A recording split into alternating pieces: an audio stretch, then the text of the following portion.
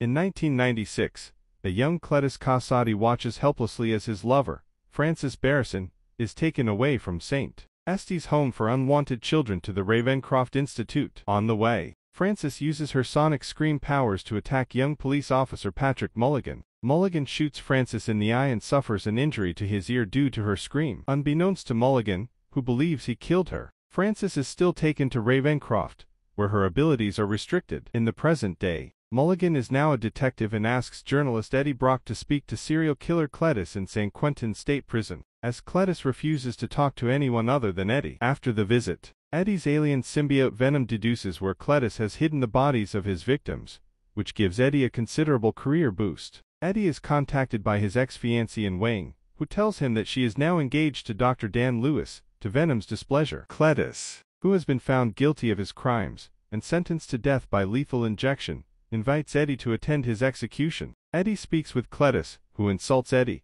provoking Venom to attack Cletus. Cletus bites Eddie's hand and ingests a small part of the symbiote. Back home, Venom has an argument with Eddie about wanting more freedom to eat criminals, and the symbiote decides to leave Eddie's body and go off on its own. As Cletus' execution begins, a red symbiote emerges and blocks the injection. Named Carnage, it goes on a violent rampage through the prison, freeing inmates and killing guards. Carnage agrees to help Cletus break Francis out of Ravencroft, in exchange for Cletus' help eliminating Eddie and Venom. Mulligan visits Eddie at home and warns him about the situation. At Ravencroft, Cletus frees Francis, and they travel to the St. Estes Children's home to burn it down. Mulligan grows suspicious of Eddie and arrests him. Eddie contacts Anne as his lawyer, and reveals that Venom has separated from him. As Venom makes his way through San Francisco by hopping from body to body, and finds him bonded to Mrs. Chen, and convinces him to forgive Eddie. Venom reunites with Eddie after first bonding with Anne to get into the police station,